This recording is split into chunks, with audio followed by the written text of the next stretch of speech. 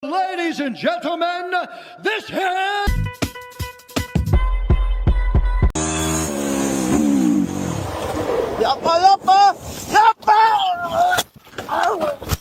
$43 million in 1 year.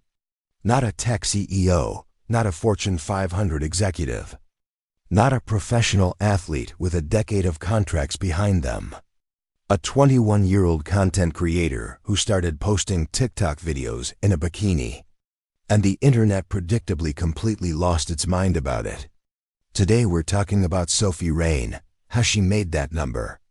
Why people are so angry about it, whether that anger actually makes any sense. And what her story tells us about where money actually goes in 2024. For anyone who doesn't know who Sophie Rain is, she's a content creator who built one of the largest followings of any creator in her space. Over 2.6 million followers on X, over 5 million on Instagram, over 9 million on TikTok. She runs a subscription-based platform where people pay monthly to access her content. And according to a podcast appearance that went extremely viral, she was making around $4 million per month, which adds up to approximately $43 million in a single year. To put that number in context, that's more than most NFL quarterbacks make annually, more than most Grammy-winning musicians, more than CEOs of major companies, from a subscription page, run by one person. The moment that triggered everything was a podcast appearance where Sophie Rain's income was revealed in real time.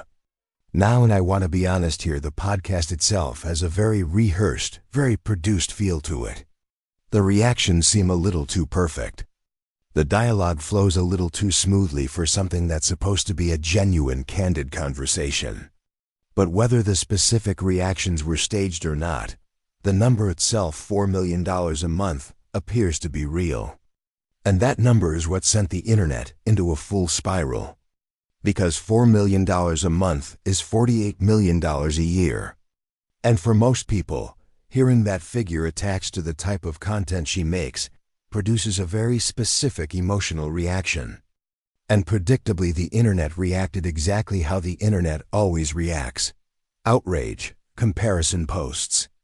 People sharing her salary next to other famous figures to illustrate how wrong it felt. The most popular version of this was comparing Sophie Rain's income to professional runway models, people like Adriana Lima and Kendall Jenner. The caption was something along the lines of, "We live in a world where this person makes more than actual run models." And on the surface that sounds like a devastating criticism. But let me push back on that for a second. Because runway models at the top level make tens of millions of dollars to walk in straight lines and stand still for photos. I'm not sure that's the strongest example of income that's proportional to effort either. So how did Sophie Rain actually get to this level? Because the trajectory was fast, almost suspiciously fast for someone in a very crowded space. The answer is actually pretty straightforward. She posts content usually in bikinis or tight clothing doing TikTok dances. Which sounds simple. Because it is simple. But what she has that a lot of people doing the exact same thing don't have is, and there's no diplomatic way to say this, a very large number of people find her extremely attractive. Across a very wide age range.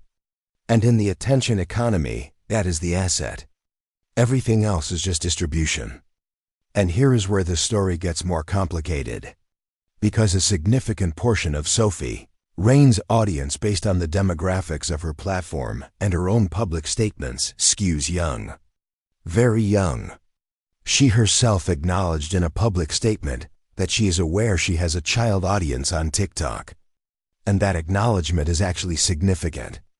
Because there's a meaningful difference between content that adults choose to seek out and content that's being passively consumed by teenagers who follow her because the TikTok algorithm served it to them.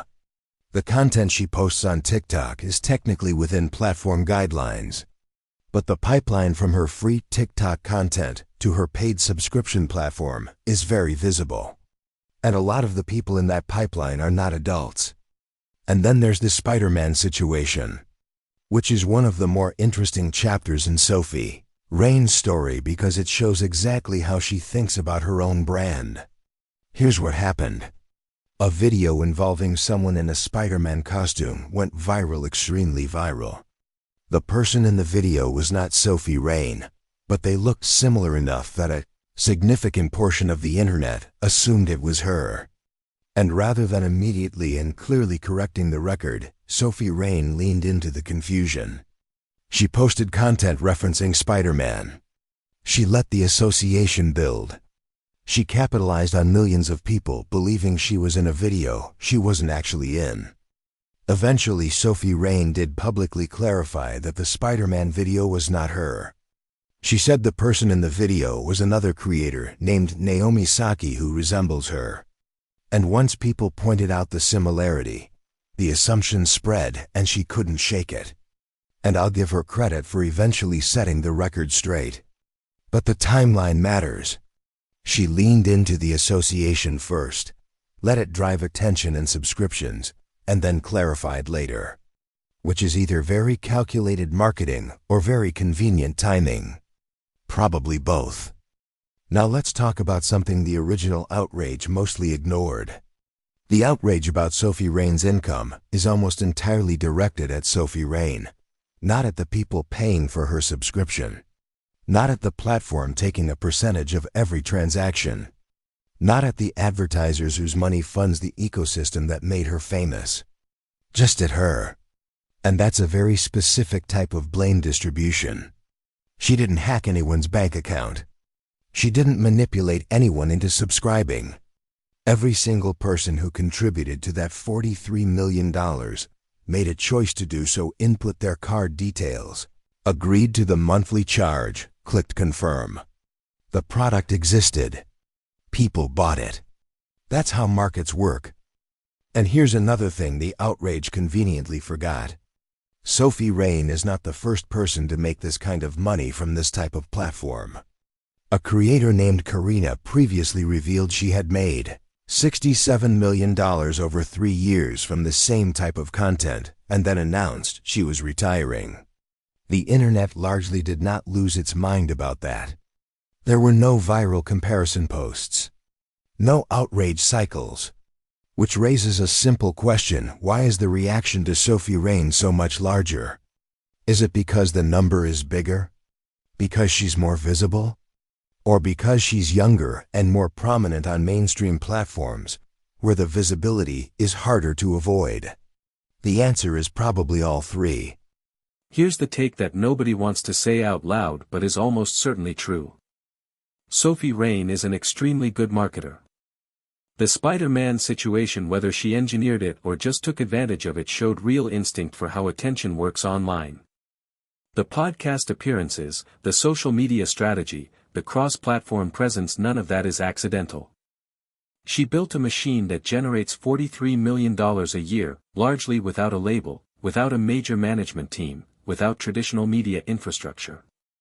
If she applied that exact same skill set to literally any other product or industry, she would be considered a prodigy. The only reason she isn't called that is because of what the product is. Now, do I personally agree with what she's doing morally? That's a harder question. And I think the honest answer is that it's complicated. There are legitimate concerns: the young audience pipeline, the Spider-Man association being deliberately cultivated before being corrected, the way the platform ecosystem normalizes this type of content in mainstream spaces. Those are real issues worth discussing. But, she's making too much money, is not a moral argument. People shouldn't be allowed to pay for content they want, is not a moral argument. The discomfort people feel about Sophie Rain's income is mostly about what the income represents, not about any actual harm she's causing to anyone who didn't choose to engage with her content. So Holy what shit. does Sophie I Rain's didn't know you story could get this actually close. tell We us? were were It stupid tells about it. us We were that fucking down attention is the there. most You can valuable get currency on- on you the can get internet, in and the whoever tower. figures out how I to walked generate the down most of from the it, very in top. whatever Last time I category they're went, I in, walked wins all the way financially. down. Because you got scared? It tells us that the outrage I economy definitely runs was on gonna pass exactly out the though, same because it's a mechanics lot of as the stairs. attention But economy, the people sharing escalator things they're is right angry here, about and it like generates goes just as sideways much up the traffic as leg, people sharing and then you things they stop love. right here on this little It tells platform, us and then you that have the to pay line extra to between go all the way content up. creator Wow. and celebrity But all has the way up, they effectively give you free disappeared. champagne. And it when you tells get up us there. that the next Sophie That's pretty Rain is nice. already out there, And the probably view's younger, really sick up probably there. on a platform that doesn't Yeah. exist yet, When and the does it cycle will sparkle? repeat. I think. Here's my final take on Sophie Rain. She found a market, she dominated it, and she made $43 million doing it. The moral questions around her specific content are legitimate and worth discussing. The concern about younger audiences being part of her pipeline is real and deserves attention. But the outrage about the income itself, the "how dare she make that much money" energy, is misplaced. If 99% of the people expressing that outrage were offered the opportunity to make $43 million in a year, the vast majority would take it. The anger isn't really about her. It's about what her success reveals about what actually generates value in the attention economy. And that's a much more uncomfortable conversation than just being mad at one person.